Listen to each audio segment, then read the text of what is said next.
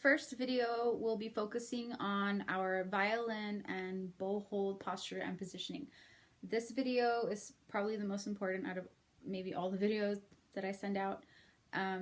Posture is something that I worked on for a really long time.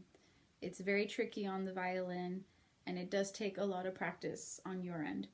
So as you're watching these videos, please feel free to stop, to pause, to rewind, to replay as many times as you think you need to fit your own needs. We're going to start off with our bow. Please grab your bow. Oh, and before I go over anything else, please make sure you know which one is your right hand, right? So this one's mine. Yours will be opposite from me. And then that's where we hold our bow, with our right hand. And make sure you are clear with which one is your left hand. So that's this one. So you hold your violin on your left hand. Like I said, you will look like you are opposite of me. So please don't get confused as you're watching these videos. So remember, bow is on your right hand, which is opposite from mine. And violin is on your left hand, which is opposite from me. Okay, please put your violin down carefully. Let's start with your bow hold. Go ahead and grab the stick with your left hand. We're going to shake out our right hand. Okay, as your hand's coming up, let's put it over the frog. You can bring your thumb under the frog. Remember, we want to make sure that we're pointing our thumb. So if you look at my thumb here, it's pointed that way. Be careful not to do this. If you think of a banana, like a banana peel, right, as you're unpeeling that banana, those peels kind of like hang over like that, right? So we don't want that. We want a pointed thumb. That's what goes on the bottom of our frog. After that, put your middle fingers over the frog's eyes. Remember that this part right here, little circle, is the frog's eye. Let's put our pinky, pretend like your pinky has toes, so it's tippy-toeing right here. Also make sure that your finger is curved. Your pinky is curved. It's on its tiptoes.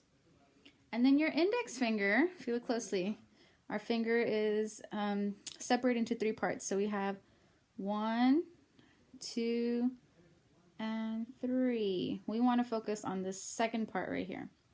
So this is where we rest our index finger on this little cushion. Okay? All right, middle fingers are over the frog's eye. Pinky is curled and on its tippy toes, if our fingers had toes. And our thumb is under the frog, pointing outward, right? Not like this. See, as soon as I moved that thumb, my bow fell over. So not like this, but like this. This is a bottom view. Okay, this takes practice. We're gonna do our bow hold exercises. Go ahead and face the tip to the top. Go very slow. Please do not go faster than me. I want to keep it at the same pace. We'll start side to side. 1, 2, 3, 4, 5, 6, 7, 8, 9, 10. After that, go ahead and check your bow hold. If anything moved, please readjust it. So for me, my thumb feels a little strange. So I'm just going to shake it out, readjust. Maybe your pinky, as we were doing this, got straight. Remember, we do not want a straight pinky. We want a curled pinky. So you can fix that. Maybe your index finger got, I don't know, started pointing out like this. So remember, we don't want this. We want it to hang over that bow. If you look at my middle fingers, they're a little bit separated. So what I need to do is put them back. Okay?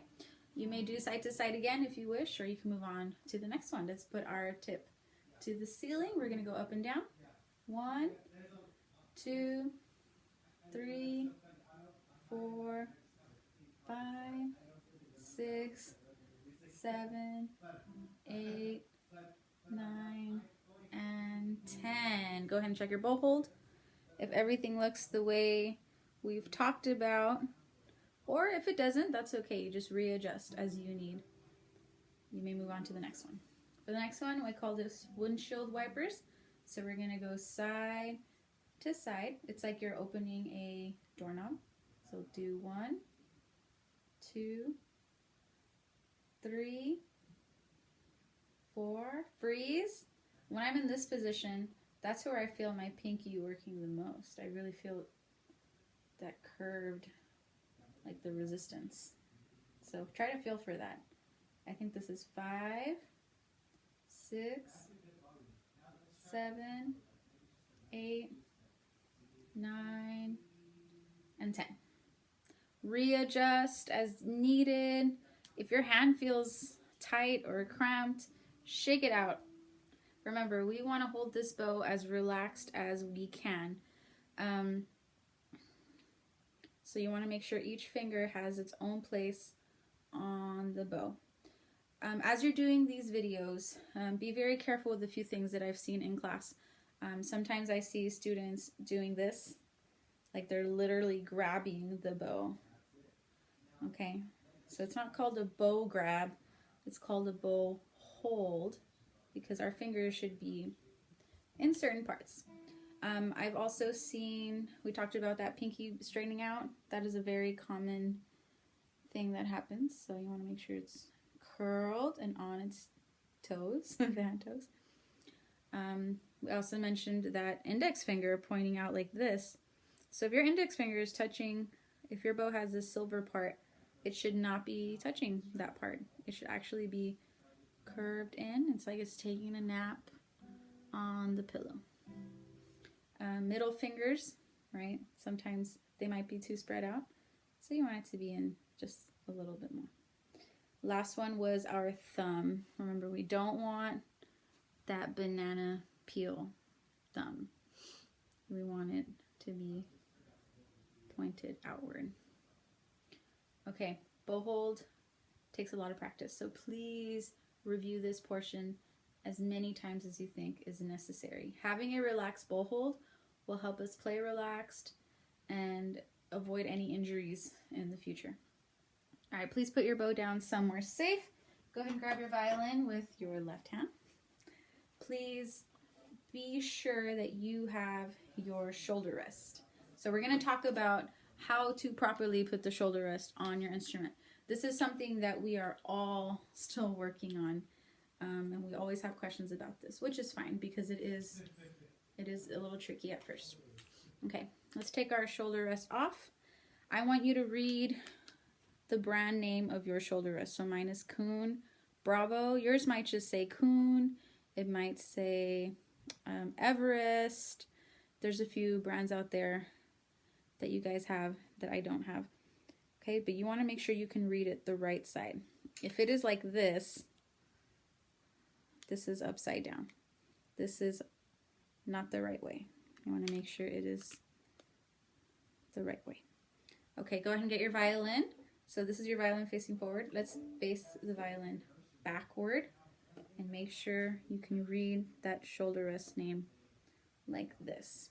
Okay, after that, we're going to hook one side of the violin, of the shoulder rest, sorry. It doesn't matter what side, you decide. You hook one on, it could be the left side or it could be the right side. So I'll start with this side. You hook it on first.